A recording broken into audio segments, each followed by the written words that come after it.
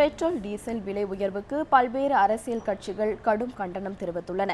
விலை உயர்வை திரும்ப பெற மத்திய அரசு நடவடிக்கை எடுக்க வேண்டும் என கோரிக்கை விடுத்துள்ளனர். பெட்ரோல் டீசல் விலையை உயர்த்தியதன் மூலம் நடுத்தர மக்களை இந்த அரசு முட்டாளாக்கிவிட்டது. இந்த அரசு ஏழைகளுக்கு எதிரான அரசாக இருக்கிறது. இதன் மூலம் அத்தியாவசிய பொருட்கள் மற்றும் காய்கறிகளின் விலைகள் உயரக்கூடும்.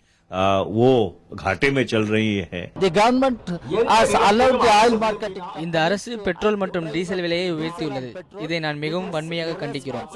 இது மக்களுக்கு பாதிப்பை ஏற்படுத்தும். பெட்ரோல் டீசல் விலையை குறைக்க வலியுறுத்தி வந்த நிலையில் அதிகப்படுத்தி இருப்பது ஏற்றுக்கொள்ளப்படாது.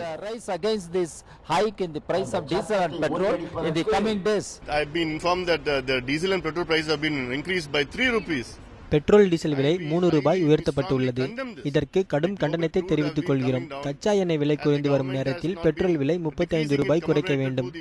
ஆனால் தற்போது விலை அதிகரிக்கப்பட்டுள்ளது வருந்தத்தக்கது. பெட்ரோல் டீசல் உயர்வு ஏற்புடையதல்ல. இந்த விலை உயர்வு சாதாரண மக்களுக்கு மேலும் சுமையை ஏற்படுத்தும். விலைவாசி உயர்வுக்கு அடித்தளமாக அமையும். இந்த புதிய அரசானது உடனடியாக 3 ரூபாய் 9 பைசாவும் பெட்ரோலுக்கு 3 ரூபாய் 18 பைசாவும் உயர்த்தி உள்ளூர் வரி உட்பட டீசலுடைய விலை 3 ரூபாய் 75 பைசா என்ற சூழ்நிலையை உருவாக்கியுள்ளார்கள். இதனால் அத்தியாவசிய பொருட்களுடைய விலைகள் தாறுமாறாக உயரும்.